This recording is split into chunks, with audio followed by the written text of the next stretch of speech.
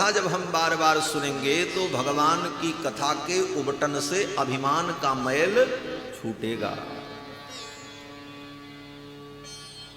प्रियादास जी कहते हैं कि मैल अभिमान अंग अंगनी छुड़ाइए। मैल अभिमान, अभिमान की गंदगी जो हमारे अंदर है, इसको हम भगवान की कथा से मल मल करके छुड़ाएं। और ये अभिमान कई प्रकार का होता है। कहने के लिए अभिमान, लेकिन ये अभिमान के प्रकार भी अनेक होते हैं। जाति का अभिमान, विद्या का अभिमान, अपने पद का अभिमान, रूप का अभिमान, अपनी जवानी का अभिमान, ये सब अभिमान है। अब ऐसे तो बहुत अभिमान है, लेकिन 5 अभिमान की चर्चा की जो भक्ति के कंटक। जाति विद्या महत्वंच रूप यौवनमेव च यत्नेन परित्याज्याः पंचैते भक्ति कंटकाः। ये भक्ति के 5 कांटे हैं। जाति, जाति का अभिमान, हम बड़े उच्च कुल में, जाति होनी चाहिए। जाति तो सनातन है और जाति जन्म से होती है। जाति शब्द का अर्थ ही होता है जन्मना जाति ही। जो जन्म से हो उसी को जाति कहते।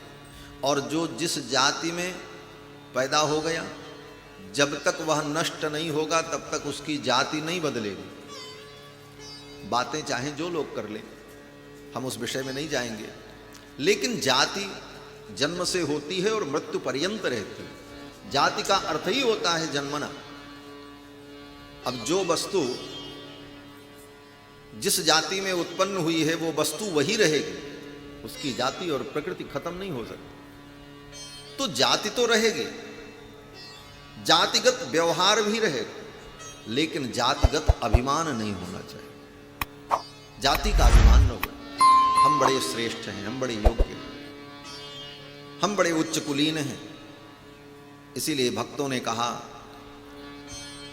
कि जो वैष्णव होता है वो ब्राह्मण क्षत्रिय वैश्य शूद्र होते हुए भी अपने ब्राह्मणत्व का, क्षत्रियत्व का, वैश्यत्व का और शूद्रत्व का अभिमान नहीं रखता। धर्म तो निर्वाह करता है, जिसका जो धर्म है उस धर्म का उसे पालन करना चाहिए, परंतु अपने को यही मानना चाहिए हम तो भगवान के दास हैं। नाहम विप्रो न च नरपति नैव वैश्यो न शूद्रो नो वा वर्णी न च गृहपति नो वनस्थो यतिर्वा किंतु प्रोद्यन निखिल परमानंद पूर्णामृताब्धे लक्ष्मी भरतु पद कमलयो दास दासानुदास।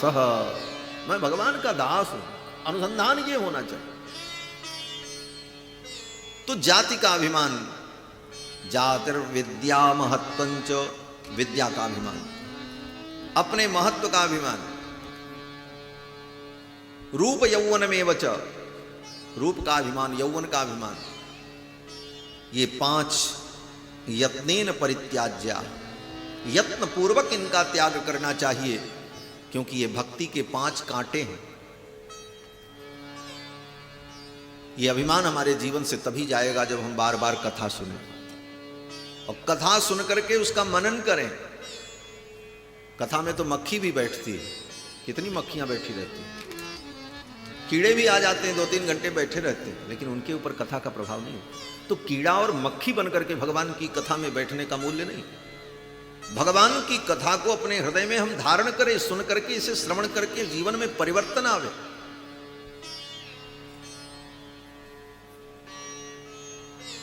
प्रियादास जी कहते हैं कि मैल अभिमान अंग अंगनी छुड़ाए। भगवान की कथा सुनकर के अपने अभिमान को छुड़ाओ। हमारी अयोध्या में एक बड़े सिद्ध संत थे, श्री राम गुलेला स्थान के पूज्य महाराज श्री कान्यकुब्ज ब्राह्मण, बड़े कुलीन ब्राह्मण थे और बड़े विद्वान भी थे। एक दिन उन्होंने कथा में इस प्रसंग को सुना, हमारे पूज्य महाराज श्री सुनाया करते थे, वो संस्मरण मैं आपको बता रहा। तो महाराज श्री ने इस प्रसंग को जब सुना कि जातर विद्या महत्वंच रूप यौवनमेव च यत्नेन परित्याज्याः पंचैते भक्ति कंटकाः। ये तो भक्ति के कांटे हैं, इसे छोड़ देना चाहिए। आए अपने मंदिर में और संकल्प कर लिया, आज से ये सब अभिमान मेरे जीवन से दूर हो। अब कान्यकुब्ज ब्राह्मण और विद्वान, ऊपर से गद्दी पीठाधीश्वर, अब ये अभिमान दूर कैसे हो? तो महाराज श्री कथा सुनकर के आए, मंदिर में जाकर के भगवान को प्रणाम किया और फिर मंदिर के बाहर, मंदिर के ठीक सामने एक पाकड़ का वृक्ष, वहाँ एक चबूतरा बना था, उसी चबूतरे पर आकर के बैठ गए। लोगों ने सोचा, भक्तों ने, कि आज बाहर बैठने का मन होगा इसलिए बैठे होंगे। सवेरे से दोपहर तक बैठे रहे, भोजन का समय हुआ, लोगों ने कहा महाराज चलो प्रसाद पाने। महाराज श्री ने कहा हमको यहीं ला करके दे दो, हम यहीं प्रसाद पाएंगे। बोले क्यों? बोले हम मंदिर में नहीं जाएंगे, यहीं से दर्शन करेंगे। क्यों? बोले हम तो भगवान के भंगी हैं, हम तो अब भगवान की वो सेवा करेंगे जो चतुर्थ वर्ण का व्यक्ति सेवा करता। हम तो ठाकुर जी के द्वार पर झाड़ू लगाएंगे, तभी ये जीवन का अभिमान टूटेगा। इस सोने के सिंहासन पर बैठकर, इस गद्दी पर बैठकर के अभिमान नहीं टूटेगा। नहीं गए मंदिर, लोगों ने लाकर के वहीं प्रसाद दे दिया, वहीं प्रसाद पा लेते और वहीं अपना कंबल ओढ़ करके सो जाएं। और उसी दिन से उन्होंने अपने को मान लिया कि मैं भगवान का सेवक हूं। और वो भी कौन सा सेवक? बोले झाड़ू लगाने वाला। और रात्रि के 2 बजे से उठ करके झाड़ू लगाते। और कहाँ झाड़ू लगाते? बोले कनक भवन बिहारी जी के मंदिर से लेकर राजघाट तक झाड़ू लगाते। कनक भवन के द्वार से लेकर राजघाट तक झाड़ू लगाते थे। और भाव उनका ये था कि हमारे श्री सीतारामचंद्र जी जुगल सरकार प्रातः काल ब्रह्म मुहूर्त में राजघाट पर स्नान करने के लिए जाते हैं दिव्य दंपति, तो उनके चरणों में कहीं कांटे न लग जाएं, कंकड़ न चुभ जाएं, इस भाव से रात्रि के 2 बजे से झाड़ू लगाना शुरू करें। और 4:30 बजे तक 2.5 घंटे में कनक भवन से लेकर राजघाट तक झाड़ू लगाते। यही उनकी सेवा है, यही करते जीवन बीत गया। वृद्धावस्था आ गई। जब वृद्धावस्था आई, शरीर शिथिल हुआ, एक दिन बड़ी थकावट थी, समय से नींद नहीं खुली। देखा 3:30 बज गए थे। बड़ा दुख हुआ, आज तो मेरी सेवा छूट गई। अब मैं झाड़ू लगाऊंगा भी तो सेवा पूर्ण नहीं होगी, क्योंकि प्रभु तो स्नान करने के लिए चले गए होंगे। लेकिन चल पड़े और झाड़ू लेकर कनक भवन के द्वार से झाड़ू लगाना शुरू किया। और रोते जाएं, आज मेरी सेवा नष्ट हो गई, आज मैं सेवा नहीं कर पाया। इस भाव में रोते जाते और झाड़ू लगाते जाते थोड़ी दूर तक झाड़ू लगाया, तब तक अनुभव हुआ कि किसी ने मेरे सिर पर हाथ रखा। और उस हाथ का स्पर्श, उस कर का स्पर्श, इतना सुखद ब्रह्मानंद की अनुभूति हुई। घूम करके महाराज श्री ने जब देखा तो श्री सीतारामचंद्र जी जुगल सरकार पीछे खड़े थे और भगवान ने अपना हाथ सिर पर रखा। भगवान को जब देखा, तन की सारी पीड़ा दूर हो गई और कहने लगे सरकार आज तो मेरी सेवा छूट गई, विलंब हो गया। तो मुस्कुराते हुए भगवान ने कहा महाराज जी आज मुझे भी विलंब हो गया, मैं भी देर से उठा हूं, अब स्नान करने। ऐसे ऐसे सब जीवन में जब अभिमान छूटता है तभी भगवान हमारे सन्निकट आते हैं। ये कथा इसीलिए, और ये कथा सुनने से अभिमान नष्ट होता, पढ़ने से नहीं। पढ़ने के लिए तो पोथी में लिखा है, आप पढ़ लो, नहीं छूटेगा अभिमान। बल्कि पढ़ करके हम सब कुछ जानते हैं, इसका एक नया अभिमान जरूर पैदा हो जाए। हमको किसी से सुनने की जरूरत नहीं, हम तो सब जानते हैं। एक नवीन अभिमान सृजित हो जाएगा। कभी कभी अनुभव की बात मुख से निकलती। परसों ही चर्चा हो रही थी तो पुष्पराज गिरी जी कह रहे थे, बोले पढ़ने से कुछ नहीं होता, सुनने से सब होता है। सत्य बात है, पढ़ना भी चाहिए, लेकिन सुन करके जब पढ़ेंगे और फिर सुनेंगे, उसका जो आनंद होगा, उसकी जो अनुभूति होगी वो अलग है। तो मैल अभिमान अंग अंगन छुड़ाइए। भगवान की कथा को सुन करके हम अपने जीवन के अभिमान को छुड़ाएं। भक्ति महारानी के ऊपर जो मल लगा है वो मल छूट जाए। फिर कहते हैं कि मनन सुनीर अनहवाए अंगुछाए दया। मनन सुनीर, कथा को केवल सुनो नहीं, सुनने के बाद इसका मनन करो। ये मनन क्या है? बोले मनन ही भक्ति महारानी का स्नान है। प्रियादास जी कहते हैं कि मनन सुनील अन पाई अंग छाई दया नवन बसन पन सोदोले लगाई। मनन सुनील अन पाई अंग छाई दया नवन बसन पन सोदोले लगाई। मनन सुनीर, सुंदर मनन के जल से भक्ति महारानी को स्नान कराओ। ये कथा जो सुनो इसका मनन करो। जाने के बाद, कथा सुन के जाने के बाद कुछ देर बैठकर इन कथाओं का चिंतन करो, इसका क्या तात्पर्य है, इसे हम जीवन में कहाँ तक उतार पाएंगे, कितना मैंने आज तक उतारा है, इसका चिंतन करना, मनन करना। यही वह सुंदर जल है जिस जल से भक्ति महारानी को स्नान कराया जाता है। मनन सुनीर अनहवाय अंगुछाय दया। और स्नान करने के बाद शरीर को पोंछा जाता है। अंग को जिससे पोंछा जाता है उसी को कहते हैं अंग प्रोक्षण। और अंग प्रोक्षण ही बिगड़ करके हिंदी में अंगोछा हो गया, कहते हैं ना अंगोछा। तो अंगोछा कहते मतलब अंग प्रोक्षण, जिससे अंग को पोंछा जाता है। तो भक्ति महारानी को सुंदर मनन के नीर से स्नान करा करके दया रूपी अंगोछे से भक्ति महारानी का शरीर पोंछो। हमारे जीवन में दया आवे। अगर हम भगवान की भक्ति में लगे हैं तो हमारे अंदर दया होनी चाहिए। अगर दया नहीं है तो आपकी भक्ति महारानी ने स्नान तो किया लेकिन उनका अंग भीगा हुआ। कोई कितना भी स्नान कर ले लेकिन सुख का अनुभव तो तब होता है जब स्नान करने के बाद अंग को पोंछा जाए। दया हो, और वो दया केवल आपके व्यवहार में नहीं, वाणी में भी हो। ऐसी वाणी भी मत बोलो कि सामने वाले को कष्ट हो। मन से, वचन से, कर्म से, तीनों से हम दया का पालन करें। बात भले सत्य हो लेकिन अगर कठोर है और सामने वाले को पीड़ा हो रही है तो ऐसी वाणी मत बोलो। यद्यपि शुद्धम लोक विरुद्धम, यद्यपि वो शुद्ध हो लेकिन लोक विरुद्ध है और किसी को कष्ट हो तो ऐसी वाणी का प्रयोग नहीं करना। कहते हैं दया के बसन से, दया के अंगोछे से भक्ति महारानी के अंग को पोंछो। मनन सुनीर अनहवाय अंगुछाय दया नवनि बसन पन शोधों सो लगाया। और विनम्रता का वस्त्र भक्ति महारानी को पहनाओ। ये पहले मैंने बताया। दैन्य भाव, अपनी लघुता का चिंतन। हम छोटे, हम दीन हैं। क्यों बोले? दीनता का चिंतन ही व्यक्ति को महान बनाता है। इसीलिए किसी संत ने कहा कि लघुता ते प्रभुता मिले, प्रभुता ते प्रभु दूर।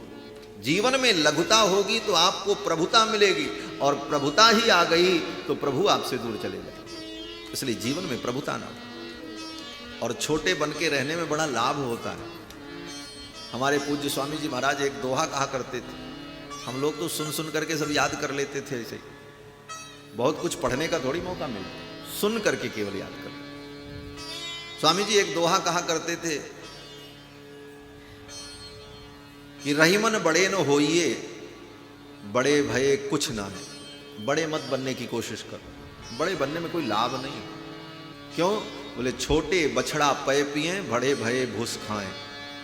बछड़ा जब छोटे रहते हैं तब तक उनको दूध पीने को मिलता है, और जब बड़े हो जाते हैं तो फिर दूध नहीं मिलता, फिर भूसा खाने को मिलता है। और भूसा के बाद बोले कंधे पर जुआ रख दिया जाता, चलो खेत जोतो, बैलगाड़ी खींचो। इसलिए छोटे रहने में बड़ा लाभ है। छोटे बछड़ा पय पिए और बड़े भये भूस खाएं। इसलिए लघुता जीवन में आवे, दैन्य भाव आवे। यही भक्ति महारानी का वस्त्र है। नवनी बसन पन शोधों सो लगाइए।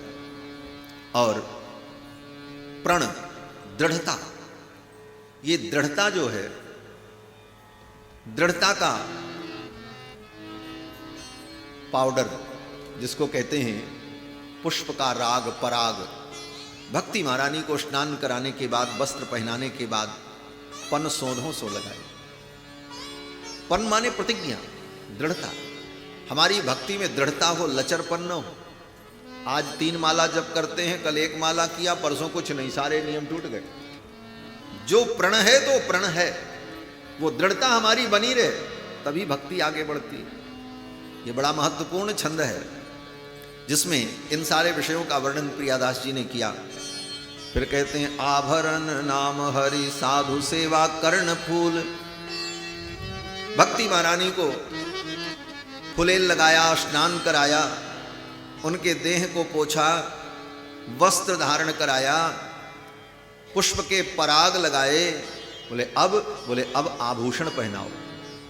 स्त्री के अंग अंग में आभूषण धारण करने की विधि। भक्ति महारानी का आभूषण क्या है? तो कहते हैं आभरण नाम।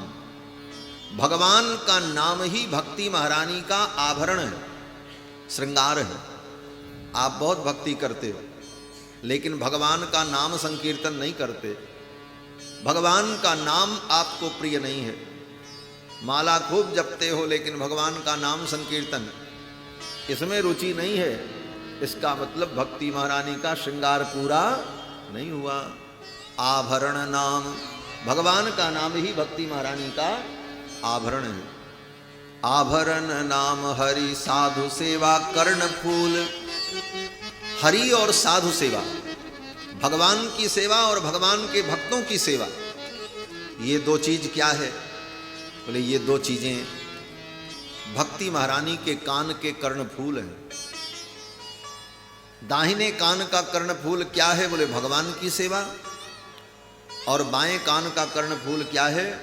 भगवान के भक्तों की सेवा। आप भगवान की सेवा करते हो और भक्तों की सेवा नहीं करते, तो भक्ति महारानी के एक कान में तो आपने कुंडल पहनाया और एक कान खाली रखा। कोई स्त्री एक कान में कुंडल पहन ले, एक में न पहने तो कैसा लगेगा? भक्ति महारानी के कान के कुंडल क्या हैं? बोले हरि सेवा और साधु सेवा। आभरण नाम हरि साधु सेवा कर्ण फूल। और मानसी सुनत संग अंजन बनाइए। प्रियादास जी कहते मानसी सुनत, और मानसी सेवा जो है ये भक्ति महारानी के नाक की नथ है। कानों में कुंडल हो गए तो नाक में भी श्रृंगार हो, तो भक्ति महारानी के नाक की नथ क्या है? कहते मानसी सेवा, भगवान की मानसी सेवा।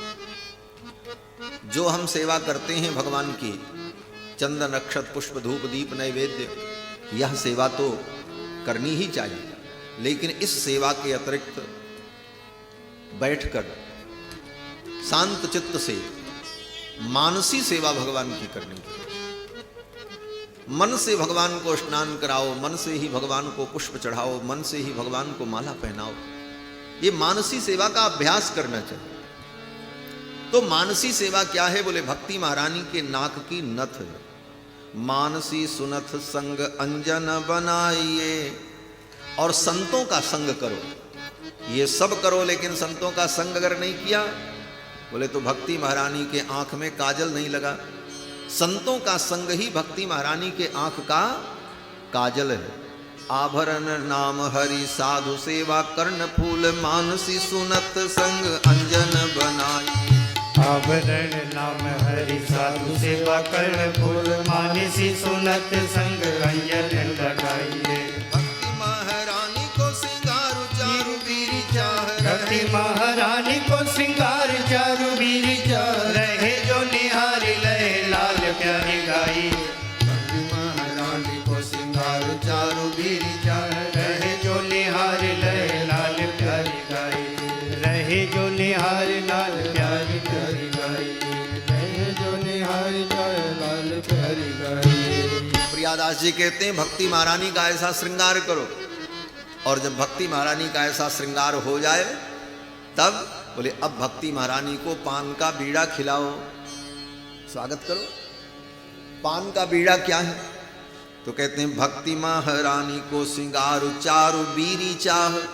पान की बीड़ी, ये पान की बीड़ी क्या है? बोले चाह। अपने जीवन की जो चाहत है, इच्छाएं हैं, उन इच्छाओं को समेटो, और जो छोटी छोटी हैं बोले उनको उसी बीच में रखो। जैसे पान के पत्ते में सुपारी के टुकड़े रखे गए, कत्था के कण रखे गए, चूने का कण रखा गया, लौंग इलायची रखी गई, फिर उसको समेट करके चारों तरफ से लपेट करके उसको बीड़ी बनाया। उसी प्रकार अपनी इच्छाओं को समेटो।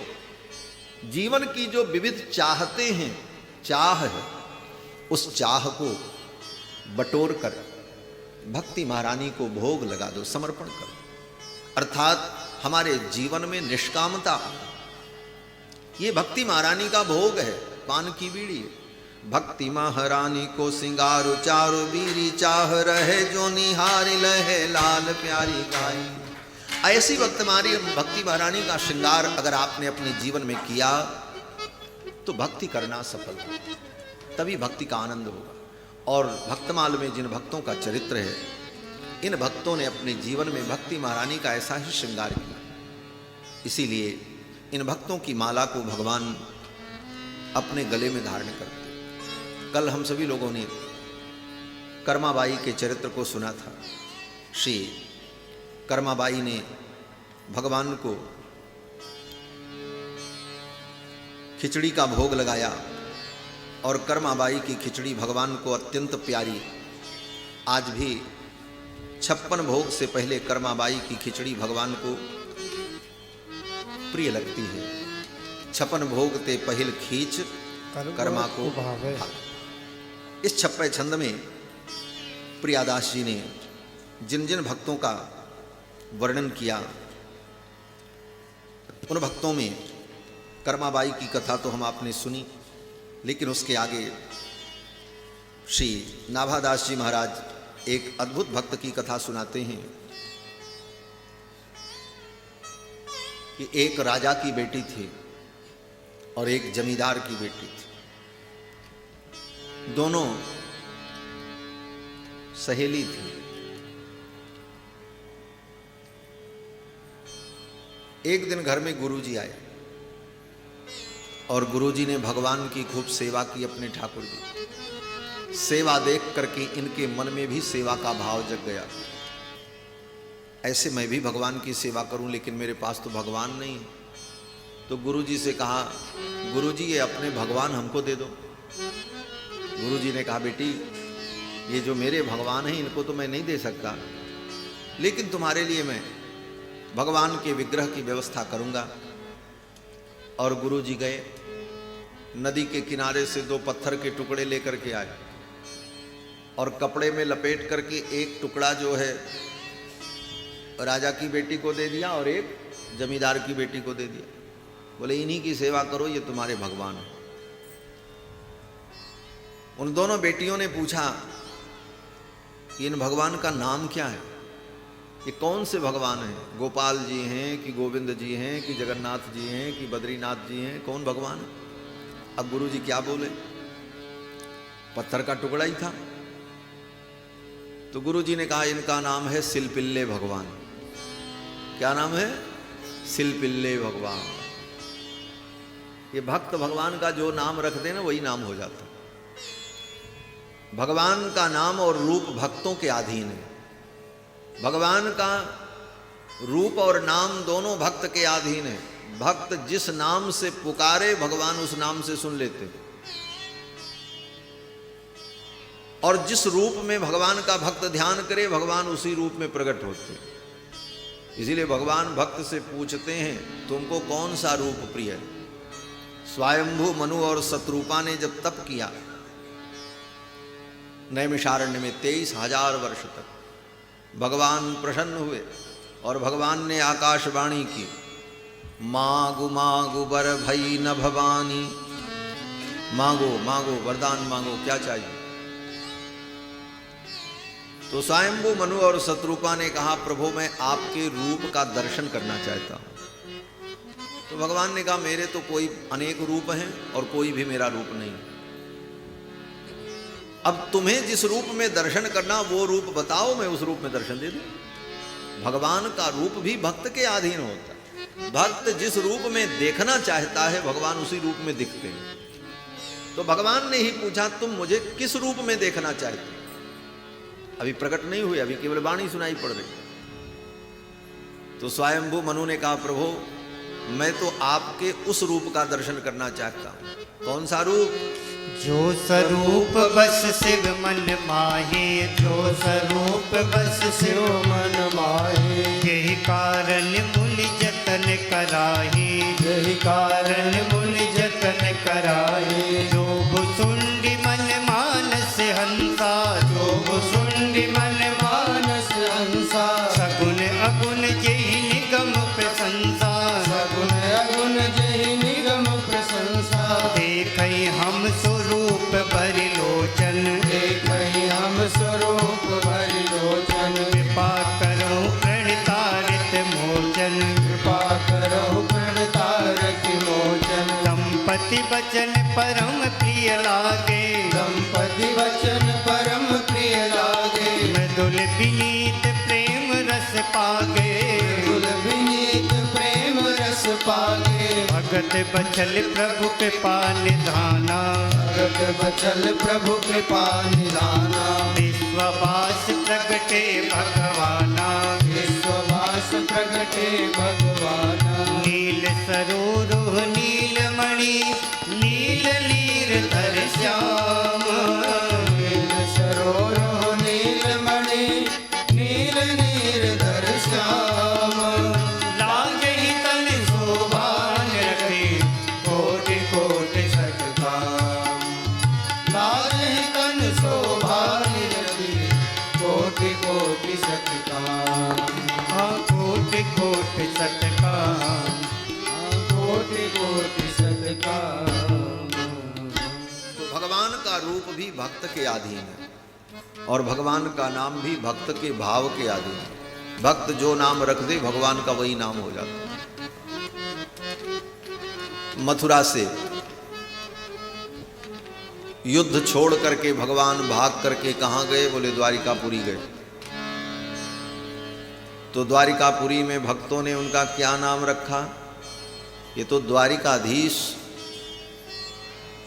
और यदुनाथ, यदुपति, ये नाम तो विद्वानों ने दिया, लेकिन भगवान के प्रेमी भक्तों ने कहा ये कौन से ठाकुर हैं? बोले रणछोर।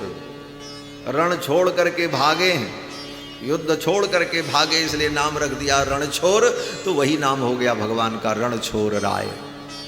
द्वारिकाधीश भगवान कौन? बोले रणछोर। तो भगवान का नाम, भगवान का रूप भक्तों के आदि। भक्त जिस रूप में देखना चाहे भगवान उसी रूप में दिखते हैं, और जो नाम रख दे वही भगवान का नाम। इसलिए सब भगवान का नाम। हाँ, आज आप कोई नाम रख दो भगवान का, वो भी नाम भगवान का हो जाए। और हमारे आचार्यों ने तो कहा कि दुनिया में जितने शब्द हैं सब भगवान के नाम ही हैं। यावन्ति शब्द जालानी त्रैलोक्ये सचराचरे। सारी त्रिलोकी में चर अचर में जितने शब्द हैं, यावन्ति शब्द जालानी त्रैलोक्ये सचराचरे नामानि रामचंद्रस्य सत्यम सत्यम वदाम्यहम्। वो सब भगवान का नाम। क्यों सब भगवान का नाम? बोले भगवान का सबसे पहला नाम क्या है जानते हैं? आ। जब हिंदी पढ़ते हैं तो सबसे पहला अक्षर पढ़ा जाता है क्या? आ। ये आ क्या है? बोले आ भगवान का नाम है।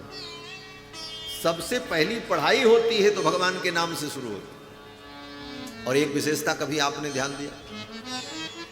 दुनिया की कोई भाषा हो, उस भाषा में सबसे पहले आ ही पढ़ाया जाता है। अंग्रेजी भी पढ़ो तो पहले ए माने अ, उर्दू भी पढ़ो तो अलिफ, सबसे पहले अलिफ।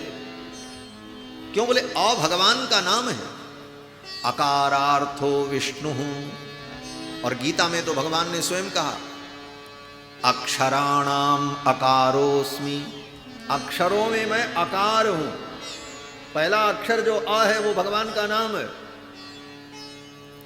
आ माने भगवान। अकारार्थो विष्णु। और जितने शब्द हैं उन सारे शब्दों में आ है। आ के बिना कोई शब्द हो ही नहीं सकता। कोई ऐसा शब्द दुनिया में नहीं है जिस शब्द में आ ना हो। अकार के बिना किसी व्यंजन वर्ण का उच्चारण ही नहीं हो सकता। इस दृष्टि से विद्वानों ने, आचार्यों ने कहा कि दुनिया में जितने शब्द हैं सब भगवान के नाम हैं। कोई ऐसा शब्द ही नहीं है जिसमें भगवान का नाम अकार प्रविष्ट न हो। यावंत शब्द जालानि त्रैलोक्ये सचराचरे नामानि रामचंद्रस्य सत्यम सत्यम वदामि। तो भगवान के भक्त जो नाम रख दे वही भगवान का नाम हो जाए, क्या आपत्ति। तो गुरु जी ने नाम रख दिया, बोले इनका नाम सिलपिल्ले भगवान। माताओं को बड़ी हंसी आ रही, सिलपिल्ले भगवान। ये देखो सिलपिल्ले का अर्थ है। बोले क्या अर्थ? बोले सिल माने शिला, शिला माने पत्थर, और सिलपिल्ले, पिल्ला माने टुकड़ा, बच्चा। तमिल भाषा में पिल्लई का मतलब होता है बच्चा। पिल्लई लोकाचार्य माने बाल लोकाचार्य, पिल्लई तमिल में। तो शिलपिल्ले, शिलपिल्ले माने शिला का बच्चा, माने पत्थर का टुकड़ा, यही नाम रख दिया। बोले शिलपिल्ले भगवान। और दोनों बच्चियां अपने भगवान को लेकर के गईं और खूब सेवा करने लगी, बड़े भाव से। रोज स्नान, चंदन, धूप, दीप और भोग, फिर उनका दर्शन, श्रृंगार। बोले छोटे से पत्थर के टुकड़े का श्रृंगार क्या होगा? बोले भावना आपकी होगी तो उनमें भी श्रृंगार होगा। हाँ, श्रृंगार तो अपने भावना के ऊपर टिका। बोले महाराज उतने छोटे पत्थर का क्या श्रृंगार करेंगे? बोले श्रृंगार की भावना होगी तो सारा श्रृंगार होगा। और श्रृंगार भक्ति बड़ी विलक्षण भक्ति है। भगवान की भक्ति में, भगवान की सेवा में श्रृंगार और भोग दो ही तो मुख्य सेवा है। आप अपने ठाकुर को कितना सजाते हो ये बड़ा महत्वपूर्ण है। अपने तो खूब सजते हो, दिन में 3 बार कपड़े बदले जाते हो। ठाकुर जी का श्रृंगार आप कितना करते हो? ठाकुर जी को श्रृंगार प्रिय है। अलंकार प्रियो विष्णु हो, जलधारा शिव प्रिय। भगवान शिव को जलधारा प्रिय है, इसीलिए शिव जी का अभिषेक किया जाता है। खूब शिव जी को जल चढ़ाओ, हर हर महादेव, हर हर गंगे। लेकिन भगवान विष्णु की, भगवान राम की, भगवान कृष्ण की, भगवान जगदीश की, बोले इनकी सबसे बड़ी सेवा श्रृंगार है। खूब सजाओ इनको, और सजाओगे तो ठाकुर कितने सुंदर लगेंगे। बोले आपके ठाकुर जी चाहे टेढ़े हों, चाहे उनकी नाक टेढ़ी हो, लेकिन श्रृंगार करोगे तो ठाकुर अच्छे लगने लग जाए। ठाकुर तो अच्छे है ही, लेकिन आप उनका श्रृंगार खूब करो। जगदीश भगवान कैसे हैं? पहिया जैसी आंख चक्केदार, ऐसे ऐसे हाथ, बीच में थोड़ी सी उठी हुई नाक। लेकिन भक्त जब श्रृंगार करते तब जगदीश का दर्शन करो, कितने दिव्य लगता है कि जाकर के उनसे लिपट जाए। ये श्रृंगार। तो श्रृंगार भगवान को अत्यंत प्रिय। अलंकार प्रियो विष्णु हो, भगवान को अलंकार प्रिय। जलधारा शिव प्रिय, जलधारा भगवान शिव को प्रिय है। और नमस्कार प्रियो भानु, सूर्य भगवान को नमस्कार प्रिय है। इसीलिए योग में सूर्य नमस्कार किया जाता है, उसकी मुद्राएं होती। और ब्राह्मणो मधुर प्रिय, और ब्राह्मण को, बोले ब्राह्मण को मीठा प्रिय होता है, इसलिए ब्राह्मण आवे तो उनको मिठाई खिलाओ, वो उनको प्रिय है। मीठा मीठा खिलाओ तो ब्राह्मण प्रसन्न हो जाए। तो भगवान विष्णु का श्रृंगार ही प्रधान सेवा है। अलंकार प्रियो विष्णु हो, इसलिए भगवान का श्रृंगार कर, खूब सजाओ ठाकुर जी, अच्छे अच्छे आभूषण पहनाओ, अच्छे अच्छे वस्त्र धारण कराओ, पत्रावली का निर्माण करो। आप बद्रीनाथ धाम जाते हो, सवेरे सवेरे जब बद्रीनाथ भगवान का अभिषेक होता है तब दर्शन करो। उस समय भगवान का सर्वांग दर्शन होता, कोई श्रृंगार नहीं रहता, क्योंकि अभिषेक होता है। अभिषेक के बाद श्रृंगार होता है। तो अभिषेक के समय भगवान का जब दर्शन करो तो देखो ऐसे टेढ़ी मेढ़ी एक शिला है बस, लेकिन जब उनका श्रृंगार हो जाता है तब लगता है भगवान बैठे तपस्या कर रहे हैं, कितना सुंदर मुकुट और शंख चक्र और आभूषण अलंकार। तब भगवान का भाव अद्भुत होता है। इसलिए भगवान का श्रृंगार करना चाहिए। खूब सजाओ अपने ठाकुर जी को और बढ़िया बढ़िया भोग लगाओ। बस भगवान की सेवा में मुख्य 2 सेवा है, श्रृंगार और भोग। इसीलिए जगदीश भगवान को खूब श्रृंगार होता है और बढ़िया खूब 56 भोग लगता है। भगवान को खूब जिमाओ सुंदर सुंदर व्यंजन बना करके। अब तो महाराज ये दोनों भाइयाँ अपने ठाकुर जी को, सिलपिल्ले भगवान को खूब स्नान करावें, श्रृंगार करें और श्रृंगार करके बढ़िया भोग लगावें, खूब आनंद का अनुभव करें और इनकी भक्ति दिनों दिन बढ़ने लगी। श्री नाभादास जी ने तो संक्षेप में केवल एक पंक्ति में इस कथा का वर्णन किया और वो भी मुख्य बात कही कि इन दोनों के साथ बड़ी अद्भुत घटना घटित हुई। एक जो जमींदार की बेटी थी उसके भगवान तो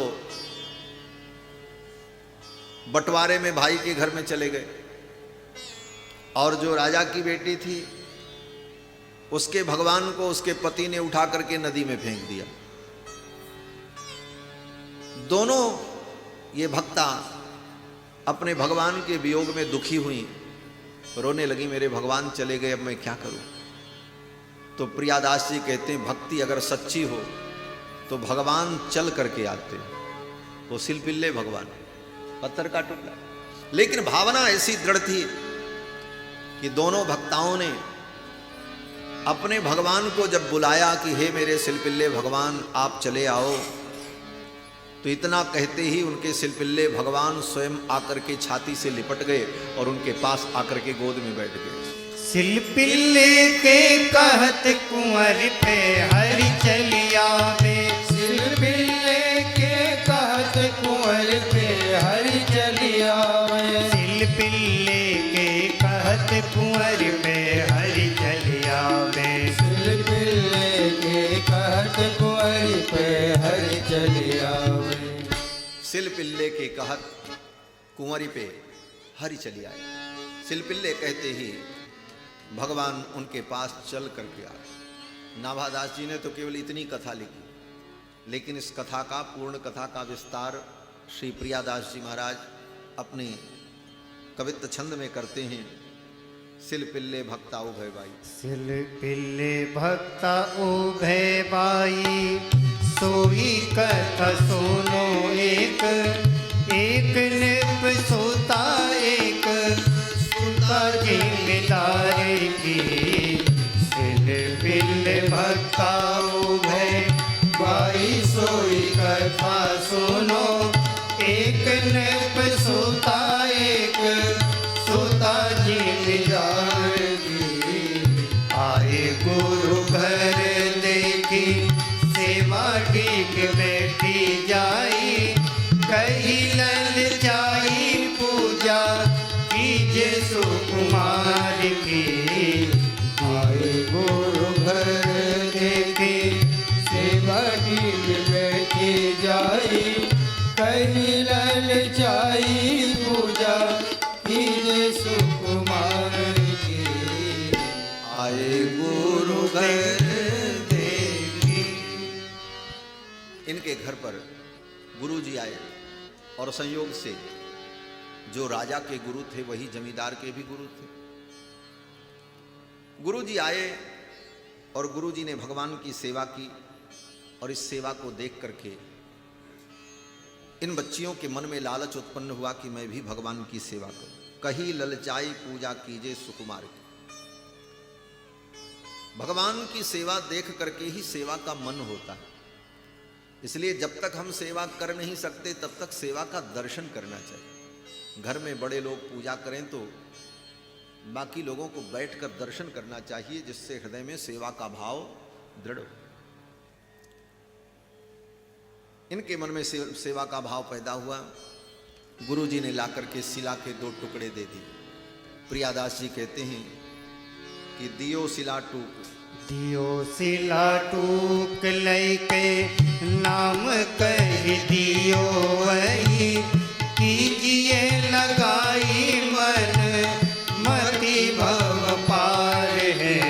दियो शिला टूक लैके नाम कह दियो वही, कीजिए लगाई मन मति भव पार की।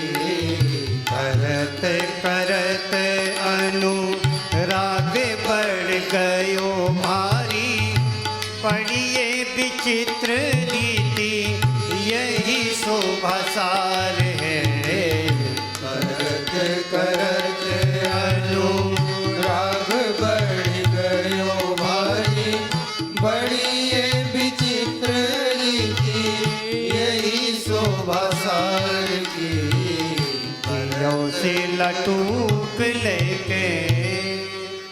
के 2 टुकड़े ला करके गुरुजी ने दे दिया।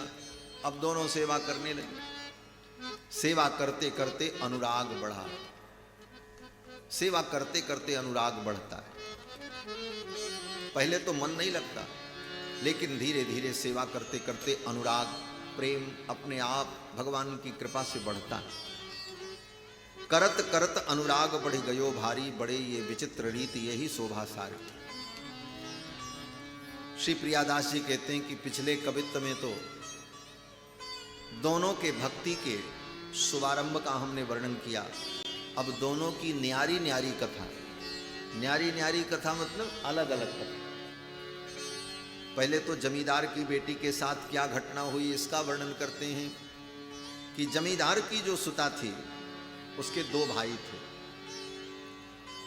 और उन दोनों भाइयों में संपत्ति का जब बंटवारा हुआ तो संपत्ति के बंटवारे में जो बड़ा भाई था वो थोड़ा दबंग था।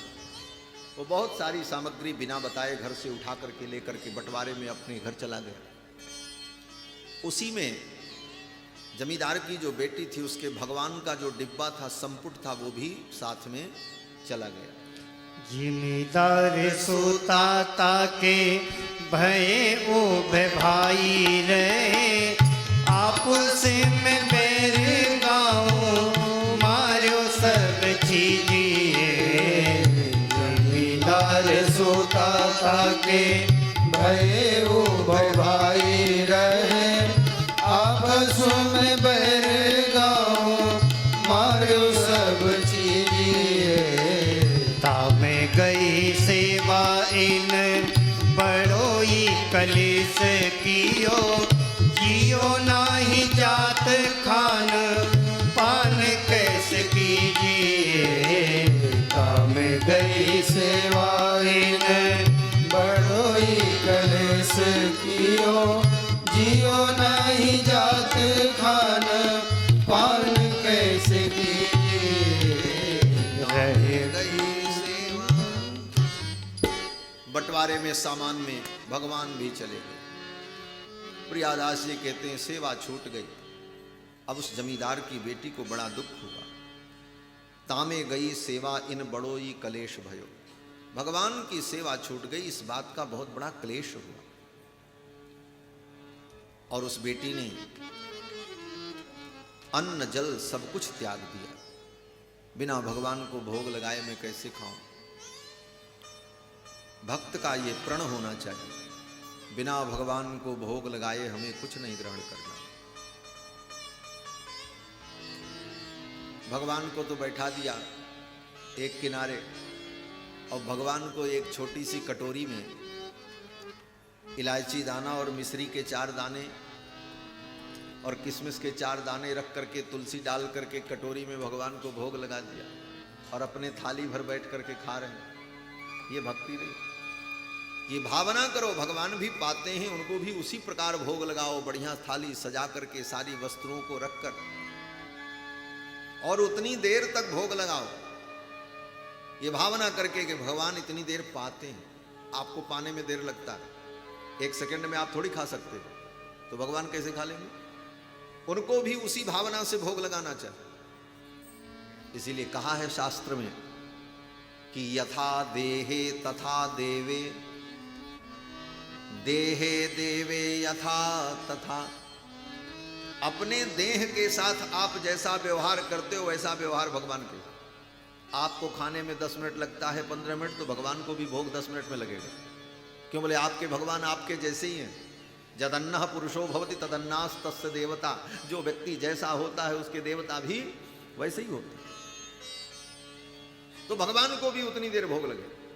आपको ठंडी लगती है तो भगवान को भी ठंडी लगती है, आपको गर्मी लगती तो भगवान को भी गर्मी लगती है। ये भावना हो तब भगवान की सेवा हो। और केवल फॉर्मेलिटी, एक मूर्ति समझ करके, ये बोलती नहीं, कुछ करती नहीं, पानी डाल दो, चंदन डाल दो, फूल चढ़ा दो, आरती उतार लो, दंडवत कर लो, काम पूरा हो गया, अब चलो अपना काम करो, ये पूजा नहीं है। ये तो आपने केवल एक अनुकरण मात्र किया। पूजा तो भाव से होती। भगवान को उतनी देर भोग लगे, और तब भगवान को भोग लगा करके उस प्रसाद को हम ग्रहण करें। हमारे गुरुदेव भगवान पूज्य श्री ब्रह्मचारी जी महाराज अपने ठाकुर जी को जब भोग लगावें तो कितनी देर भोग लगता था? बोले अपने जितनी देर पाते थे उतनी ही देर भोग भी लगता। और गुरु जी को पाने में कम से कम आधा घंटा लगता, आधा घंटा 45 मिनट।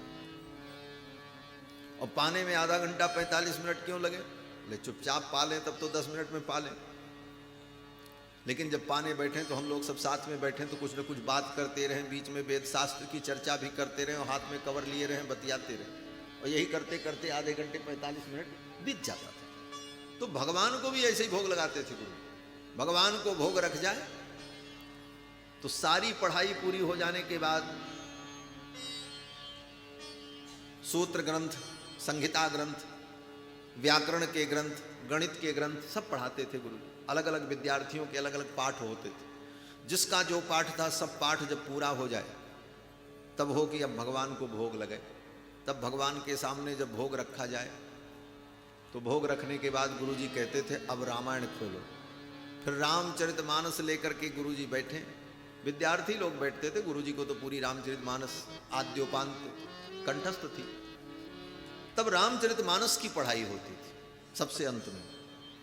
तब गुरुजी कहते थे कल यहाँ तक पाठ हुआ था, अब इसके आगे का दोहा पढ़ो। वहाँ से फिर दोहा पाठ हो, दोहा से लेकर के अगले दोहे तक, और उतना हम लोग पाठ कर लें। तब गुरुजी एक एक चौपाइयों का अर्थ बतावें। अब उसमें जितना समय लग जाए, चाहे 1 घंटा लगे, चाहे 1.5 घंटा लगे, चाहे 45 मिनट लगे, चाहे 2 घंटा लगे, तब तक भगवान को भोग लगता ही था। यही भोग की विधि थी गुरुजी। तब तक रामायण की पढ़ाई हो और तब तक ठाकुर जी को भोग लगे। जैसे अपने गुरुजी भोजन करते समय बातें करते थे, पढ़ाते थे और कुछ न कुछ चर्चा करते रहते थे, उसी में विलंब हो जाता था, उसी भाव से भगवान को भी भोग लगे। वो जब तक वो चर्चा चले तब तक भोग लगता था। तो भगवान को बिना भोग लगाए कुछ ग्रहण नहीं करना चाहिए। पक्का वैष्णव वही है भगवान का भक्त जो भगवान को अर्पित करके भोग लगा करके ही ग्रहण करे। बिना भगवान को समर्पित की गई वस्तु गले के नीचे न जाए, ये दृढ़ता होनी चाहिए, तब भक्ति सफल है। नहीं तो अभी तो प्राइमरी स्तर की भक्ति है, करते रहो, आगे बढ़ना है तो कुछ करो। और ये भगवान को भोग लगा करके पाना, ये बहुत बड़ी युक्ति है। क्या युक्ति है? बोले माया से पार जाने की बहुत बड़ी युक्ति। श्री वेदव्यास जी महाराज कहते हैं उच्छिष्ट भोजिनो दासाह तव मायाम जयमहि। भगवान को भोग लगा करके जो व्यक्ति प्रसाद पाता है वो भगवान की माया को पार कर जाता है। और कुछ कर पाओ न कर पाओ, लेकिन भगवान को भोग लगा प्रसाद पाओ, बोले इसी से तुम माया से पार हो जाओ। ये जगदीश भगवान के यहाँ प्रसाद की महिमा इसीलिए। बोले अगर कुछ भी नहीं हो सकता तुमसे तो भगवान का प्रसाद पाते रहो और कुछ मत पाओ, भगवान का प्रसाद ही ग्रहण करो। परिणाम बोले ये प्रसाद ही तुमको माया से पार करो। उच्छिष्ट भोजिनो दासाह तव मायाम जयमहि। बिना भोग लगाए कोई वस्तु ग्रहण न करे। एक बड़ी सुंदर कथा है पद्म पुराण में, चक्रिक भील की कथा। चक्रिक नाम का एक भील था, जंगल में शिकार करता था और भील का जो धर्म है उस धर्म का वो पालन करता था। पाप पुण्य क्या है उसे पता नहीं था। एक दिन किसी महात्मा के आश्रम में कथा चल रही थी और कथा में पाप पुण्य की व्याख्या कर रहे थे महाराज। किसी जीव को मारना पाप है, ये करना पाप है, ये करना पाप है। वो कहीं से पहुंच गया और उसने सुना, उसको बड़ा पश्चाताप हुआ, मैंने ऐसे ऐसे काम किए, अब मेरे पापों का प्रायश्चित कैसे होगा। जब पूरी कथा समाप्त हो गई, लोग हट गए, चले गए, तब वो चक्रिक भील उन महात्मा के पास पहुंचा और जाकर के कहा महाराज मेरा उद्धार कैसे होगा,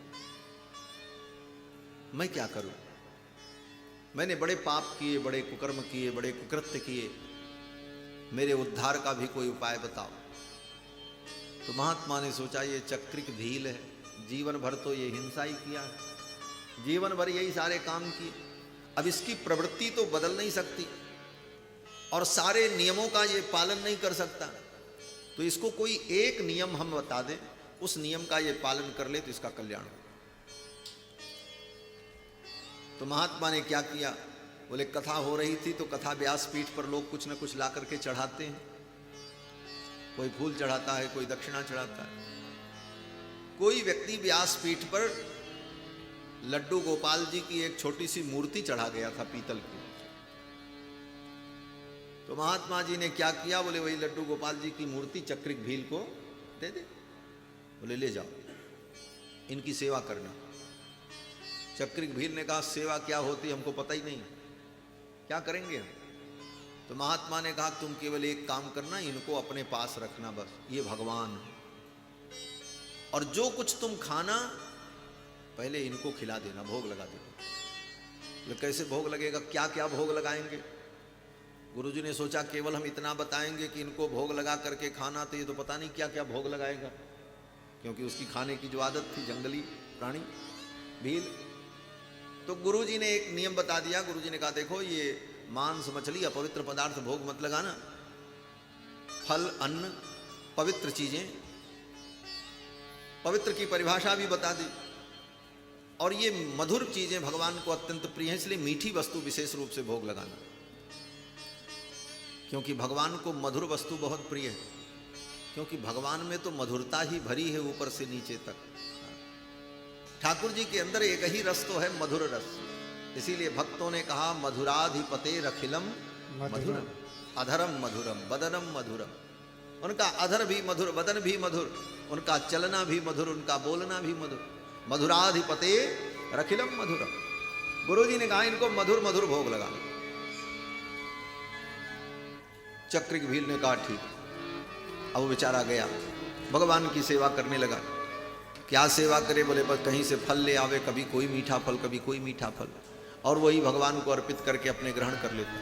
लेकिन नियम का पक्का था, बिना भोग लगाए उसके गले के नीचे पानी भी नहीं जा सकता। पानी भी पीना हो तो पहले अपने भगवान को भोग लगावे, भगवान के सामने रखकर उसमें तुलसी डाले और भोग लगा करके तब उस पानी को भी पी। यही करते उसका जीवन बीत गया। ये पद्म पुराण में कथा है, वेद व्यास जी ने इसका वर्णन किया है।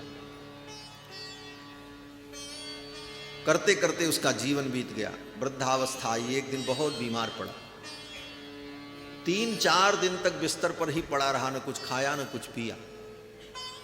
4 दिन बाद जब थोड़ा स्वास्थ्य उसका अनुकूल लगा तो भगवान को देखा, भगवान ऐसे बैठे हैं 4 दिन से बगल में।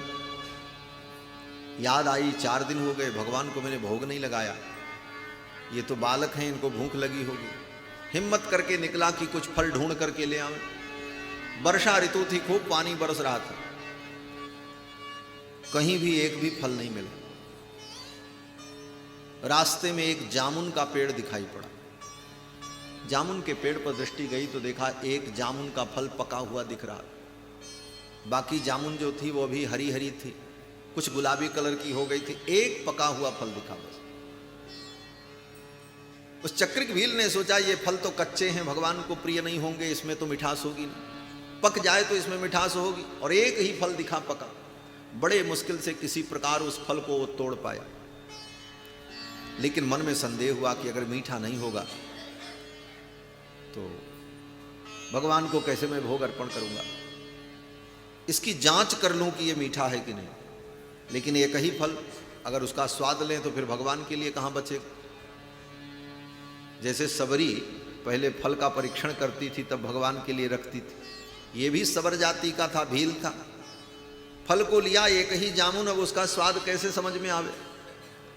तो इसने अपनी बुद्धि लगाई, जामुन की ऊपर की डंटी को तोड़ा और सोचा कि इसको अपनी जीभ से धीरे से चाट लें तो पता चल जाएगा कि मीठा है कि नहीं, और पूरी जामुन बच जाएगी, फिर इसी जामुन का भोग लगा दे। महाराज वो जीभ से चाट कर स्वाद लेने के चक्कर में मुंह के पास रखा और ऐसा धोखा हुआ कि वो जामुन मुंह के अंदर चली गई, और चिकनी चिकनी जामुन सट से सरक करके यहाँ गले के पास पहुंच गई। जब जामुन गले के अंदर चली गई तो वो घबरा गया चक्रिक भील की बिना भगवान को भोग लगाए गले के नीचे कैसे चली गई। बड़ी ये प्रेरणाप्रद कथा है महाराज भक्तों के लिए। चक्रिक भील ने तुरंत बाएं हाथ से अपने गले को ऐसे पकड़ लिया। तावत सब्बेन हस्तेन गलरंध्रम बबंध सह, वेद व्यास जी लिखते हैं पद्म पुराण में कि बाएं हाथ से चक्रिक भील ने अपने गले को जोर से पकड़ा, जामुन को नीचे उतरने ही नहीं दिया, वहीं रोक लिया इसे। बहुत निकालने की कोशिश किया लेकिन वो जामुन नहीं निकल रही। तब उसको युक्ति सूझी कि अब तो मुख के रास्ते से तो नहीं निकलेगी, अब तो दूसरा रास्ता तैयार करना पड़ेगा। और तुरंत बाएं हाथ से पकड़े पकड़े दाहिने हाथ से उसने छुरी उठाई और छुरी उठा करके यहां से गले को काटा और जामुन को निकाल लिया। गले के नीचे नहीं जाना। और निकालने के बाद उस जामुन को धोकर अपने लड्डू गोपाल जी के सामने रखा और रखते रखते मूर्छा आ गई, क्योंकि गला कट चुका। उसी समय भगवान प्रकट हो गए और भगवान ने अपनी गोद में उसको संभाल लिया और भगवान का करस्पर्श होते ही कटा हुआ गला ठीक हो गया। भगवान ने अपनी गोद में लेकर चक्रिक भील से कहा, चक्रिक तुमने जो भक्ति की मेरे लिए अपने गले तक को काट लिया, मैं तुम्हारे ऊपर प्रसन्न हूं, वरदान मांगो, क्या चाहते हो? तुमने अपने गले को काट करके मुझे प्रसन्न किया। यतो ही गलम छित्वा मम संतोषणम कृतम, अपने गले को काट करके तुमने मुझे संतोष दिया है। आज वरदान मांगो, कहो तो मैं तुमको ब्रह्मा बना दूं, ब्रह्मत्वम वा शिवत्वम वा, कहो तो आज मैं तुमको ब्रह्मा का पद दे दूं, शिव का पद दे दूं, जो कहो वो पद में। चक्रिक भील चरणों में गिर पड़ा। चक्रिक भील ने कहा, प्रभु बस आपकी करुणा कृपा प्राप्त हो, आपके चरणों की भक्ति प्राप्त हो। भगवान ने चक्रिक भील को भक्ति का वरदान दिया और भगवान अंतर्धान हो गए। इस कथा का सार यही है कि भगवान को भोग लगा करके प्रसाद पाओ, यही भक्ति। तुम ही निवेदित भोजन करही प्रभु प्रसाद पटभूषण धरही। भगवान को भोग लगा करके प्रसाद ग्रहण करो, बिना भोग लगाए गले के नीचे कुछ न जाए। ये दोनों बाई जो थी, जमींदार की बेटी और राजा की बेटी, अपने भगवान को बिना भोग लगाए प्रसाद नहीं पाते। भगवान चले गए भाई के हिस्से में, तब भगवान को भोग कैसे लगावे? अन्न जल छूट गया।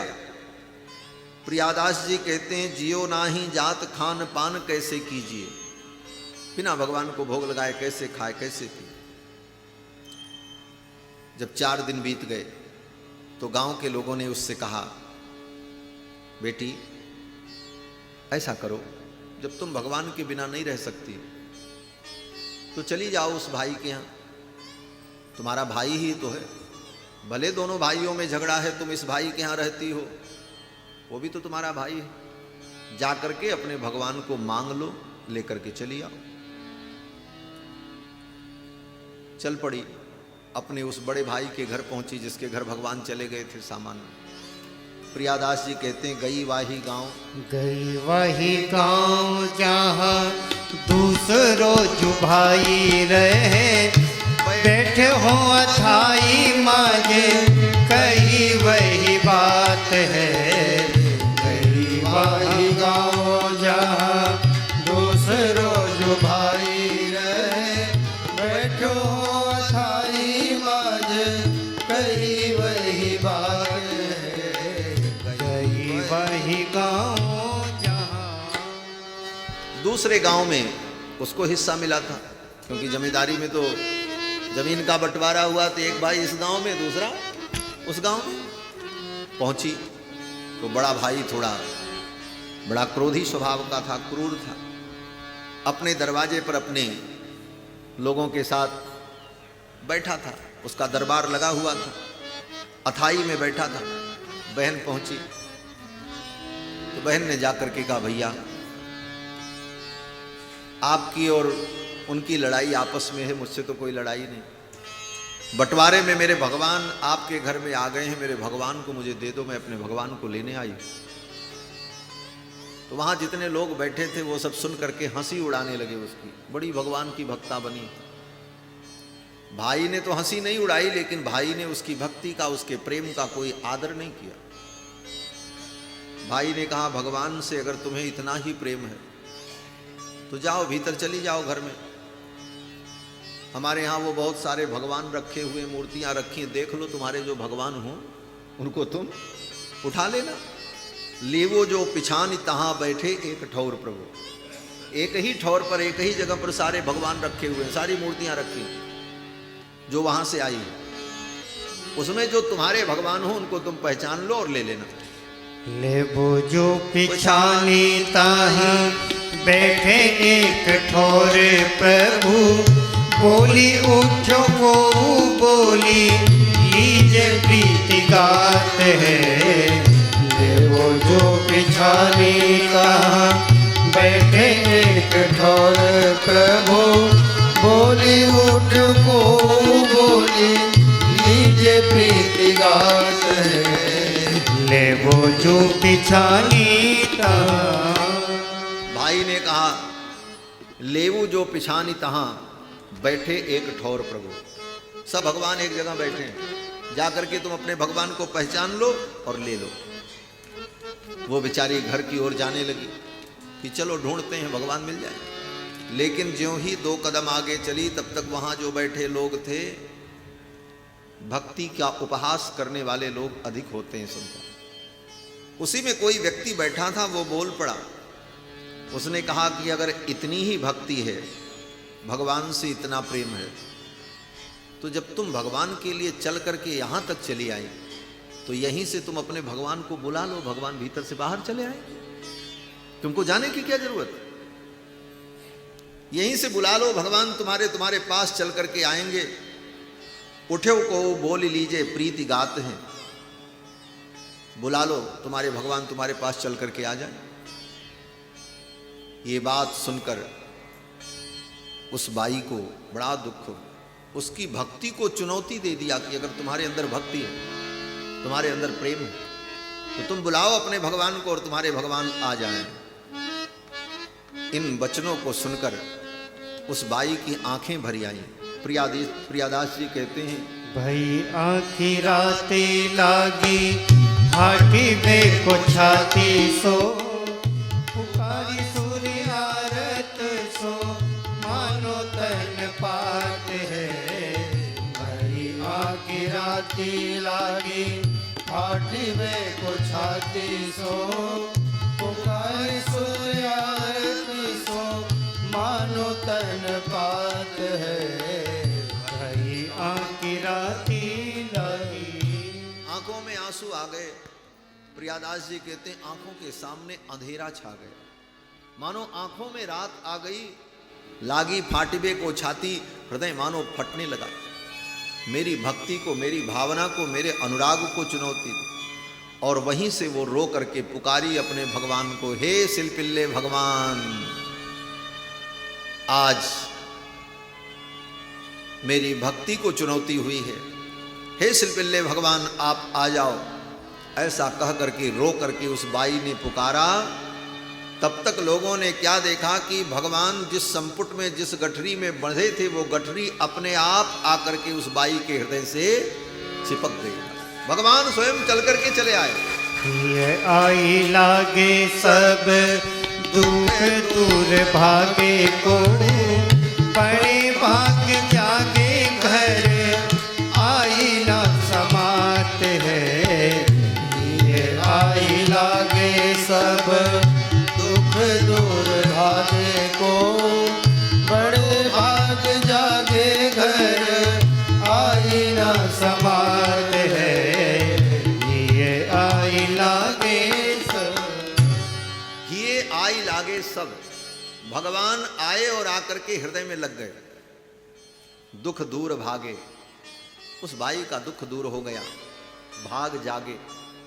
प्रियादास जी कहते हैं उसका तो भाग्य जग गए।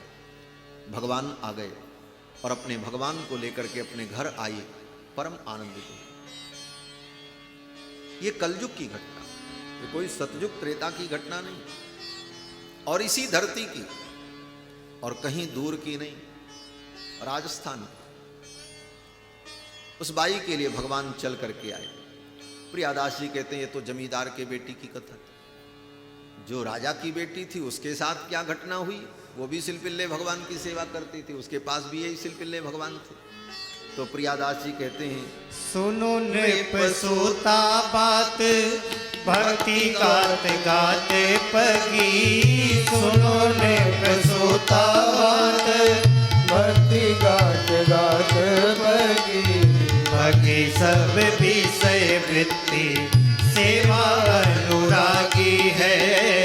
भगी सब विषय वृत्ति सेवा अनुरागी है। ब्याही ही विमुख घर आयो लेन वहे वर। ब्याही विमुख घर आयो लेन वहे वर। हरि अर बरी को चित चिंता लागी है। हरि हर बरी को चित्त चिंता लगी है। जो राजा की बेटी थी वो जब बड़ी हुई तो उसका ब्याह हुआ,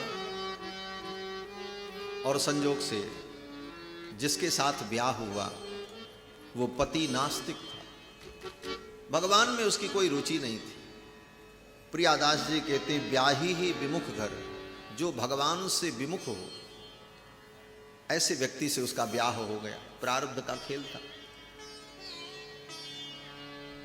ब्याह तो हो गया।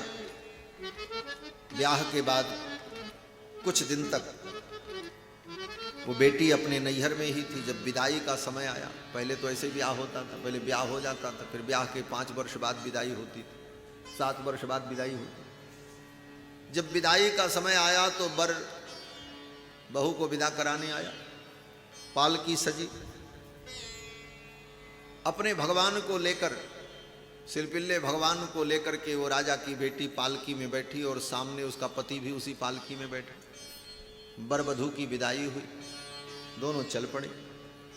अब तो रास्ते में वो बेचारी रोती जाती अपने भगवान को लिए।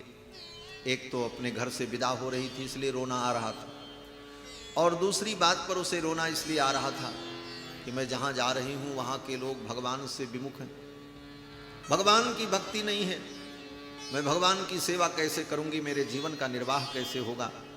ये सब सोच करके वो रोती जा रही थी, और उसका पति जो सामने बैठा था उसकी इच्छा थी कि ये मुझसे कुछ बातें करती, कुछ हम प्रेम की चर्चा करते। बार बार वो कुछ बातें करना चाहता था, लेकिन वो सिर झुकाए रोती हुई अपने भगवान को लिए सिसकियां भर रही थी। तो पति ने पूछा, ये क्या है, ये तुम क्या लेकर के बैठे आई? उस बाई ने कहा, ये मेरे भगवान हैं। बोले भगवान?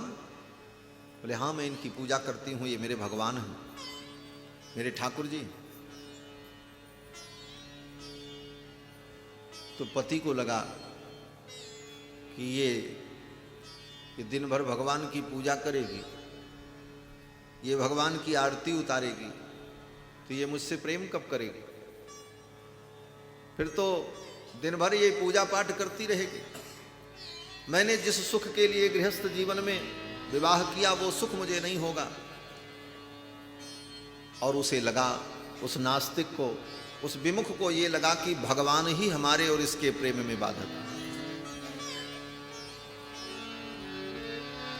और उसने क्या किया? बोले हाथ से उस डिब्बे को छीन लिया।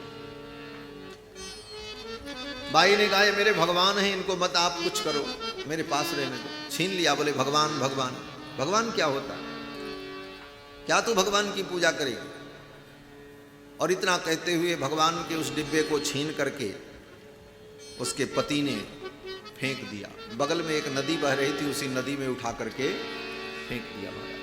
आयो रोष भारी तब मन में बिचारी बाप। आयो रोष भारी तब मन में बिचारी बाप। बिचारी में जो कछु सोई लेके लीजिए। बिचारी में जो कछु लेके प्यारो कीजिए। करी वही बात मूसी जल माझ डारी दई। करी वही बात मूसी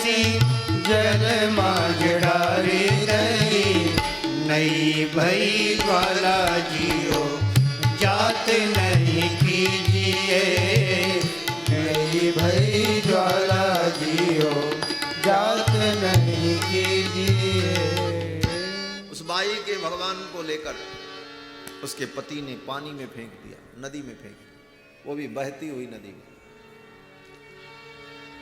प्रियादास जी कहते हैं एक तो पहले से उसके हृदय में ज्वाला थी, ऐसे परिवार में मैं जा रही हूं, भगवान की भक्ति कैसे हो।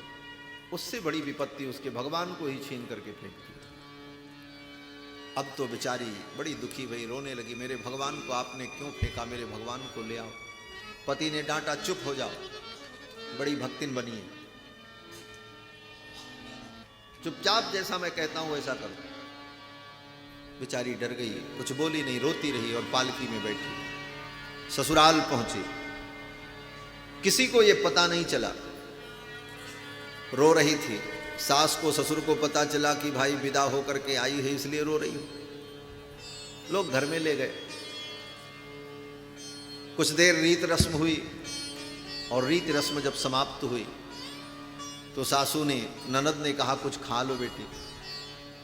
उसने कहा मैं कुछ नहीं खाऊंगी, बिना मैं अपने भगवान को भोग लगाए कुछ खाती नहीं, और मेरे भगवान को इन्होंने फेंक दिया। अन्न जल छोड़ दिया उस बाई ने। प्रियादास जी कहते हैं तजो जल अन्न, तजो जल अन्न अब चाहत प्रसन्न कियो, होत क्यों प्रसन्न जाको सर्वस लियो है। तजो जल अन्न अब चाहत प्रसन्न कियो, होत क्यों प्रसन्न जाको सर्वस लियो है। तजो जल अन्न, अन्न जल सबका त्याग कर दिया। क्यों बोले बिना भगवान को भोग लगाए कैसे खा। एक दिन बीता, 2 दिन बीता, ये बात ससुर जी को पता चली कि 3 दिन हो गए, बहू घर में आई और अभी तक उसने अन्न जल भी नहीं ग्रहण किया। ससुर जी को दया आई और आकर के ससुर जी ने पूछा, उसने सारा कारण बताया कि ऐसे ऐसे हुआ और मैं बिना भगवान के रह नहीं सकती, मैं बिना भगवान को भोग लगाए प्रसाद नहीं पाती, मेरे भगवान को इन्होंने फेंक दिया। तो ससुर जी ने कहा बेटी तुम चिंता मत करो, मैं तुम्हारे लिए दूसरी भगवान की मूर्ति ला दूंगा, अभी तो तुम भोजन करो, जल ग्रहण करो, मैं तुम्हारे लिए अच्छी से अच्छी मूर्ति, सोने की मूर्ति बनवा दूंगा।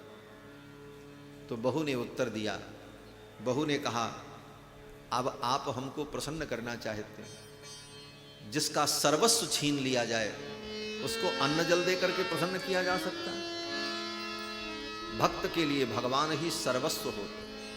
प्रियादास जी के इन शब्दों में बड़ा भाव है, कियो होत क्यों प्रसन्न जाको सर्वस्व लियो।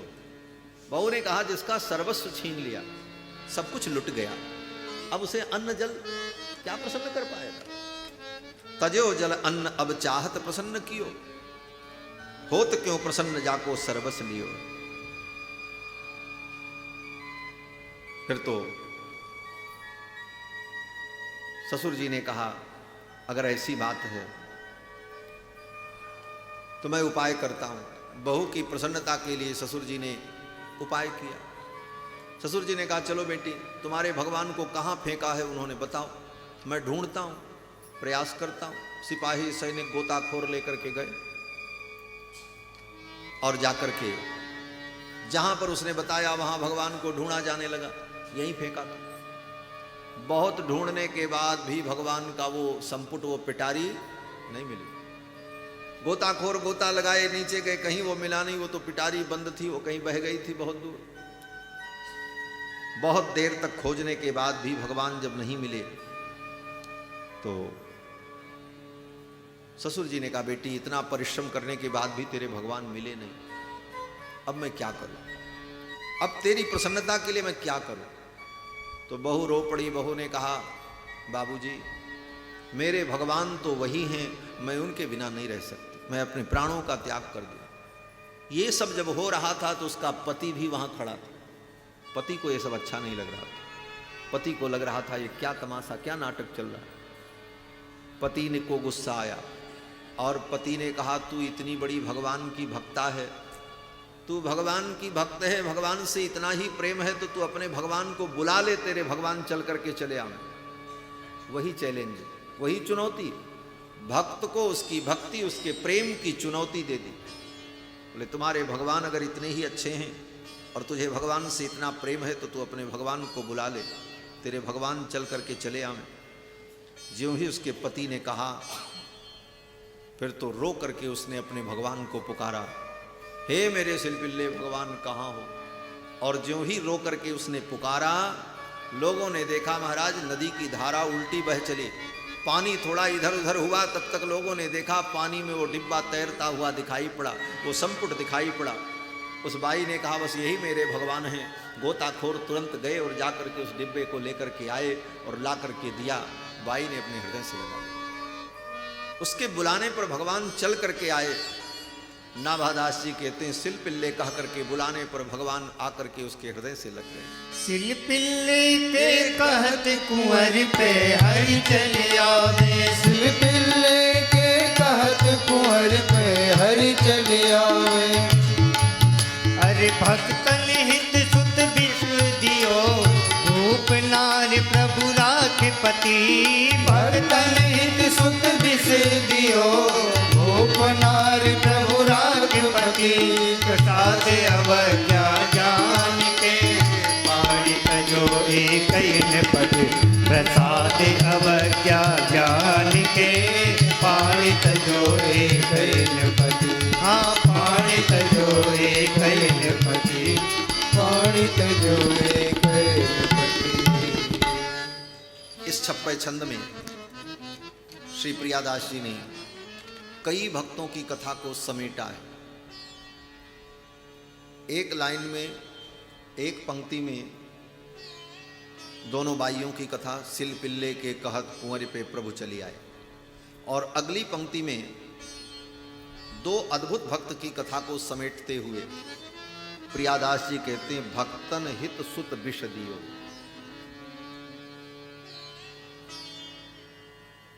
भगवान के भक्तों से इतना प्रेम कि भगवान के भक्त मेरा घर छोड़ करके मेरे घर से न जाएं, इनका दर्शन मुझे होता रहे, इसलिए अपने बेटे को ही जहर दे दिया। ऐसी बात, विष पिला। ये बड़ी लंबी कथा है, लेकिन नाभादास जी ने एक सूत्र के रूप में यहां पर कहा कि भक्तन हित सुत विष दिए। एक बड़े धर्मात्मा राजा थे, उनकी महारानी वो भी भगवान की परम भक्ता, और दोनों राजा रानी भगवान की भक्ति में ऐसे पगे थे कि भगवान की भक्ति तो थी ही उनके जीवन में, लेकिन भगवान के भक्तों के प्रति उनकी अपार निष्ठा थी। भक्तों का संग उनको अत्यंत प्रिय था, महाराज को और रानी को। कोई भक्त आ जाए तो सारा काम छोड़कर उन भक्तों की सेवा, संतों की सेवा में वो दोनों लग जाते थे।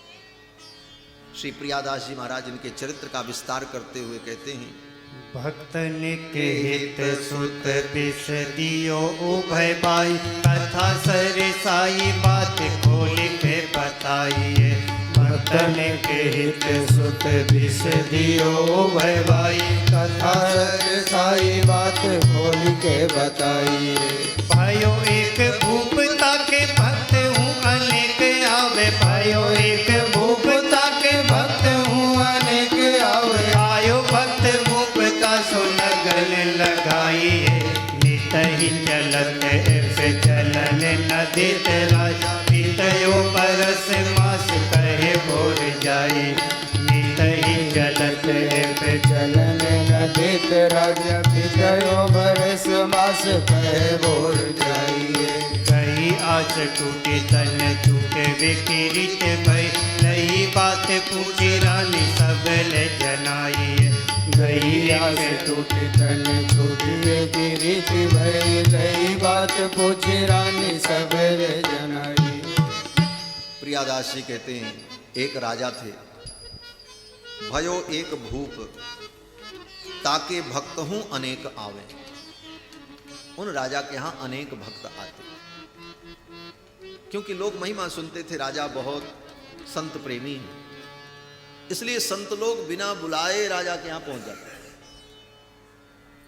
उसमें अच्छे भी संत आते थे, बड़े बड़े ज्ञानी भी आते थे, कुछ खाने वाले भी आते थे, बटोरने वाले भी आते थे, सब प्रकार के। और वेश मात्र का आदर महाराज करते थे, सबका स्वागत करते, सबकी सेवा करते। संतों की सेवा बड़ी कठिन होती है, भगवान की सेवा तो सरल है। भगवान को आप जब मन हो, जैसे मन हो ऐसे सेवा कर लो, भगवान कुछ नहीं बोलते। हाँ?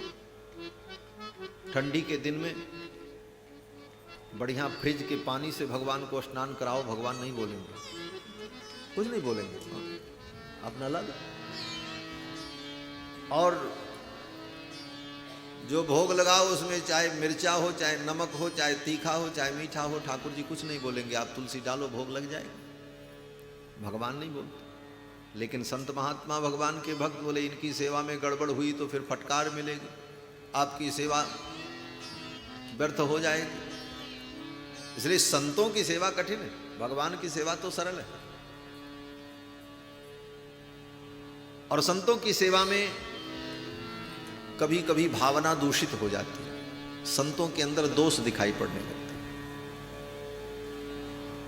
कल प्रारंभ की कथा में प्रथम दिन मैंने निवेदन किया था, संतों में दोष मत देखो। दोष देखोगे तो संतों के प्रति, भक्तों के प्रति जो निष्ठा है वो आपकी घट जाएगी, और निष्ठा घटी कि संतों के प्रति, भक्तों के प्रति जो भक्ति होनी चाहिए वो भक्ति नहीं हो पाए। बोले महाराज दोष दिख गया, क्या करें? बोले तो वही करो जो प्रियादास जी ने कहा था। क्या? बोले जैसे माँ बच्चे का श्रृंगार करने के बाद, सजाने के बाद एक डिठौना लगा देती है काला टीका कि कहीं मेरे बच्चे को नजर न लग जाए। बालक श्रृंगार के निहार नेहवती माता, देत जो डिठौना कारो डीठ डर जानी के। बालक की श्रृंगारी के निहार नेहवती माता, बालक की श्रृंगारी के निहार नेहवती माता, देत जो डिठौना कारो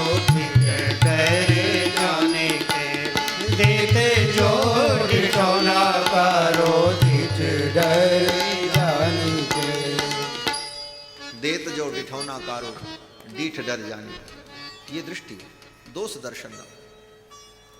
बोले महाराज संत तो आए लेकिन बड़े लोभी थे, बड़े लालची थे।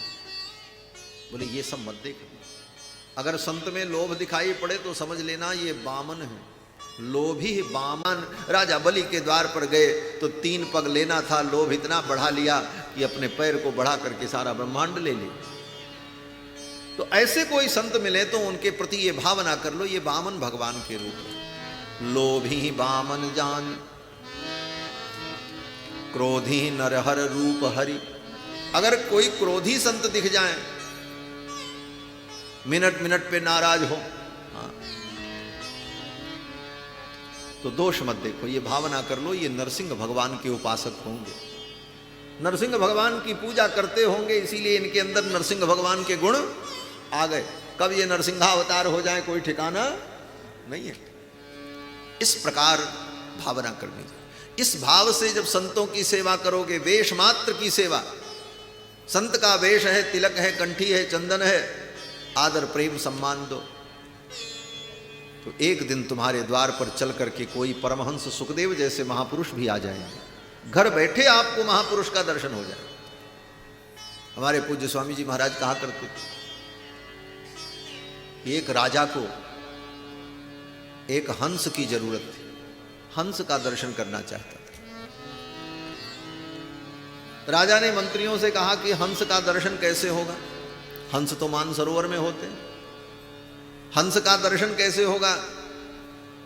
तो राजा के जो पुरोहित थे उन्होंने कहा, राजन एक काम करो, रोज सवेरे उठकर अपने छत के ऊपर पक्षियों को दाना चुगाओ।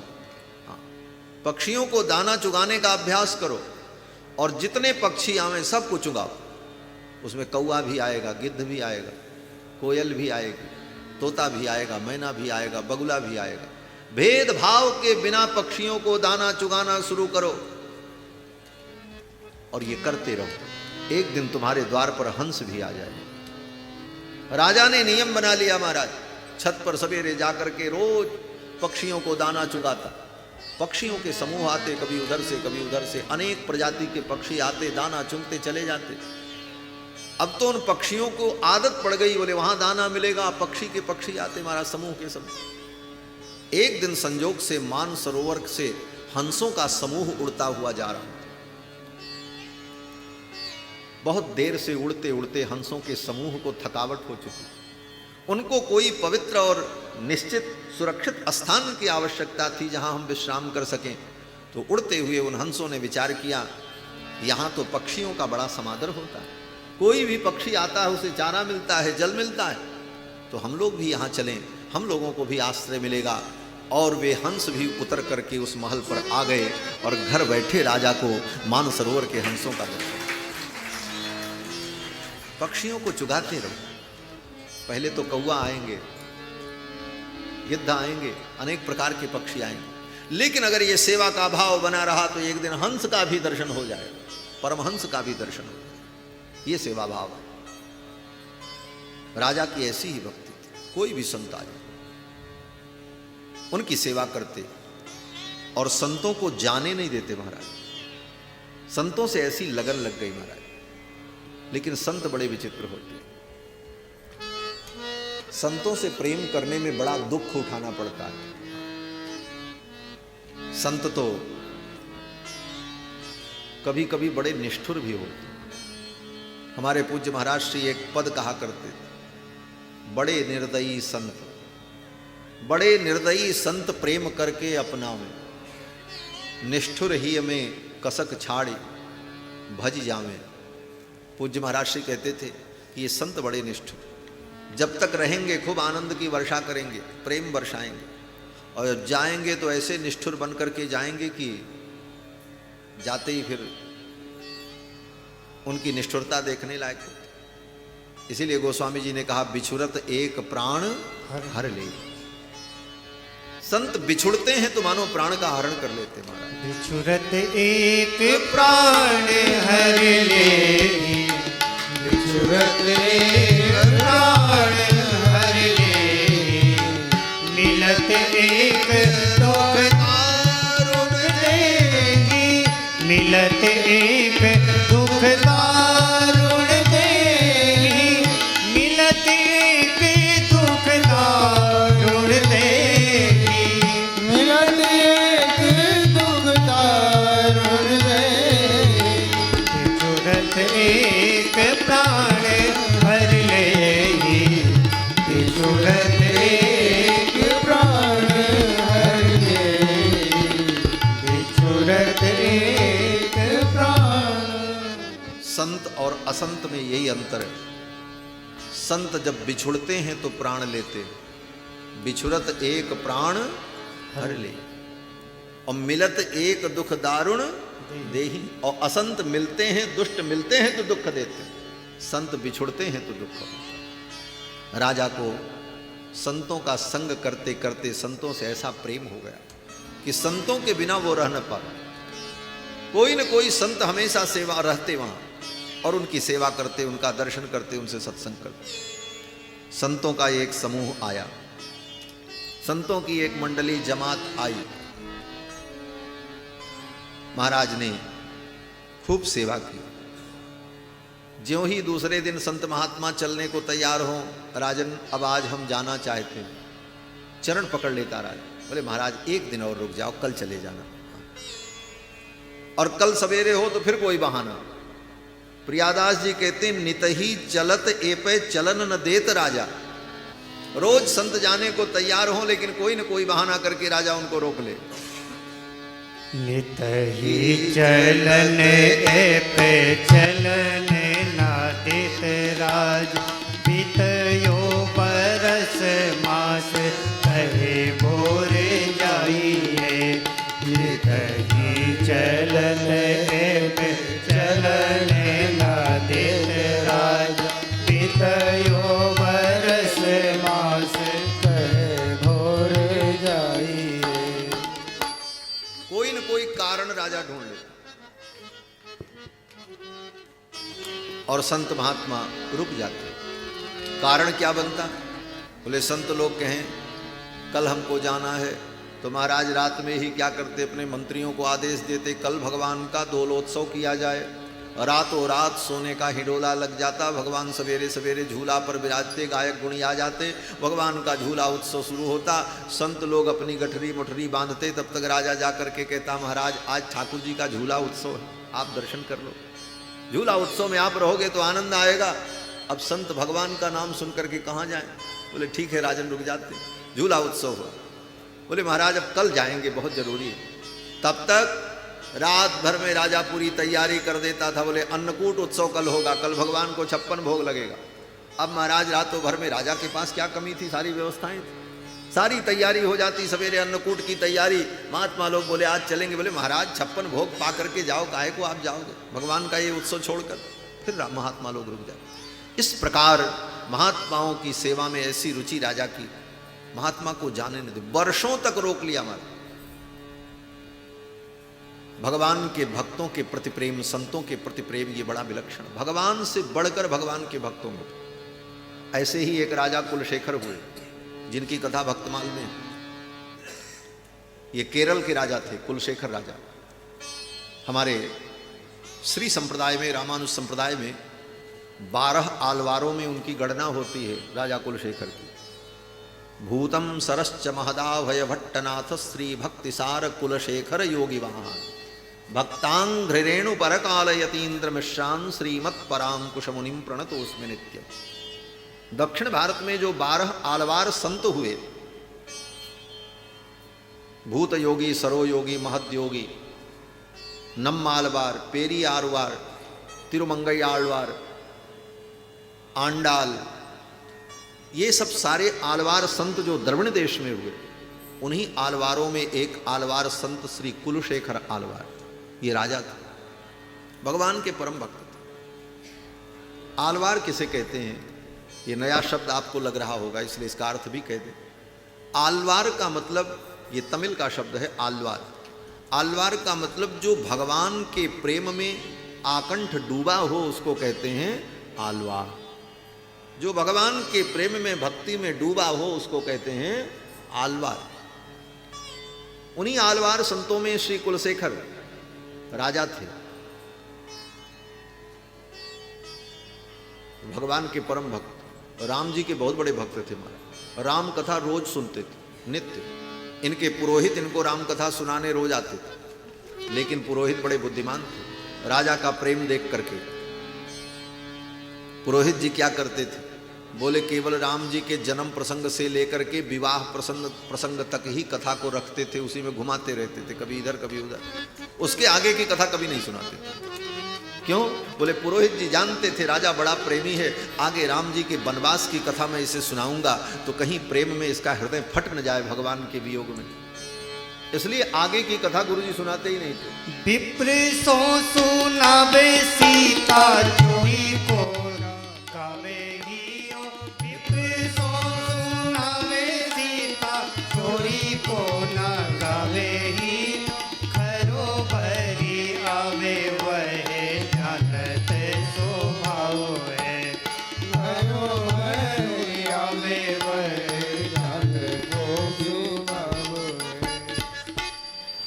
ब्राह्मण देवता केवल विवाह तक की कथा सुना।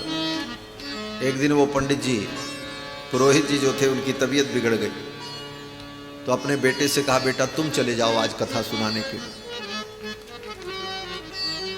बेटा आया राजा साहब को कथा सुनाने के लिए। अब उसको पता नहीं था और पंडित जी ने बताया नहीं कि तुम आगे का प्रसंग मत सुनाना। जाते ही उस बेटा ने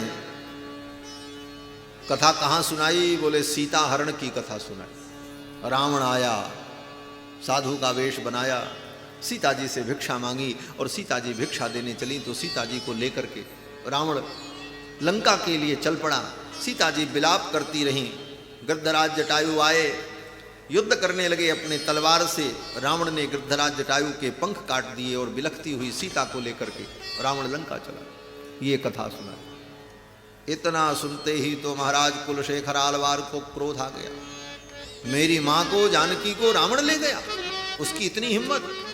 तथा से उठकर दौड़कर अपने घोड़े पर बैठे और अपनी तलवार लेकर के समुद्र की ओर दौड़ पड़े, आज ही मैं रावण का वध कर दूंगा। उस कथा में इतनी तन्मयता कि कुलशेखर आलवार को लगा कि भगवान यहीं पृथ्वी पर विद्यमान है और अभी अभी सीता जी का हरण हुआ है, मैं जा रहा हूं, जाकर के रावण को मार करके सीता जी को ले आऊंगा। मारे मारे करी करे खड़ग निकासी लियो, मारे मारे करी कर खड़ग निकासी लियो, दियो घोरो सागर को आवेश है आयो है, दियो घोरो सागर में सो आवेश आयो है।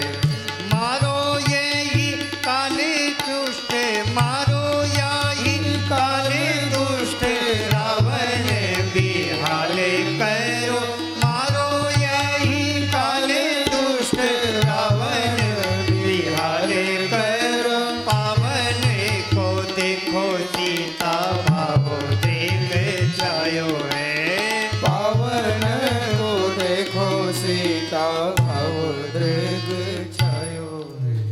घोड़े पर बैठकर तलवार लेकर के दौड़ पड़े रावण का वध करने। समुद्र में छलांग लगा दिया और घोड़ा दौड़ाते हुए समुद्र की लहरों में जा रहे हैं। लोगों ने कहा ये तो पागल हो गए। तब तक भगवान तो भक्ति के वश में, और भगवान केवल त्रेता युग में ही थे ऐसी बात नहीं। गोस्वामी तुलसीदास जी कहते हैं, तुलसी तब के से अजहु जानिए रघुवर नगर बसैया। आज भी भगवान है और वो भगवान की लीलाएं नित्य हैं, सब कुछ नित्य है। नित्य का सब कुछ नित्य होता है। नित्य श्रीर नित्य मंगलम, नित्य का सब कुछ नित्य है। उसी समय समुद्र के अंदर ही भगवान प्रकट हो गए। श्री सीता रामचंद्र जी दोनों, साथ में लक्ष्मण जी, हनुमान जी, पूरा राम दरबार प्रकट हो गया। अब तो महाराज कुलशेखर आलवार ने भगवान को प्रणाम किया। भगवान ने बुला करके कुलशेखर के सिर पर हाथ रखा और रघुनाथ जी ने कहा, राजन ये लीला त्रेता युग की थी और ये लीला कब की हो चुकी है। रावण को मैंने मार दिया, उसके कुल का संहार कर दिया।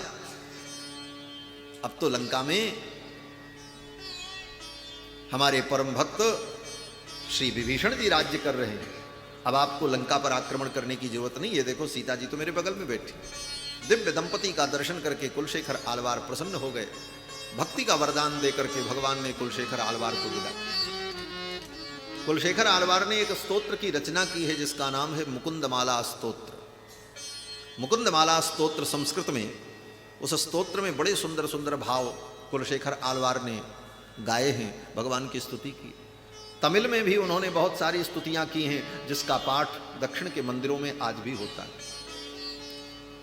मूल बात जो मैं कहना चाहता था कि कुलशेखर आलवार की संतों के प्रति जो प्रीति थी, प्रतिदिन घोषणा होती थी इनके राज्य में, तैयारी करो। मंत्री को घोषणा, मंत्री को कहते थे तैयारी करो, श्री रंगनाथ धाम का दर्शन करने चलना है।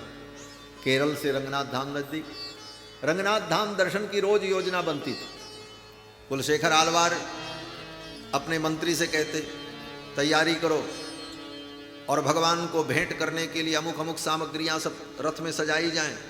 कल प्रातः काल हम लोग रंगनाथ भगवान की यात्रा पर चलेंगे, ये घोषणा हो जाती थी। घोष्यते नगरे यस्य रंग यात्रा दिने दिने, प्रतिदिन घोषणा होती थी रंगनाथ जी की यात्रा करने की। मंत्री बड़े चतुर, मंत्री ने सोचा कि जिस दिन ये राजा रंगनाथ भगवान के यहाँ गया उसी दिन राजपाट सब खत्म। क्यों बोले, फिर लौट करके नहीं आएगा, ये भगवान का दर्शन करने के बाद रंगनाथ भगवान के चरणों में ही रह जाएगा, ये सारा राजपाट समाप्त हो जाएगा। कैसे रोके महाराज को जाने से? तो मंत्री बड़े बुद्धिमान थे। सब मंत्री जानते थे कि राजा का भगवान के भक्तों में अगाध प्रेम है, संतों के प्रति बड़ी निष्ठा है।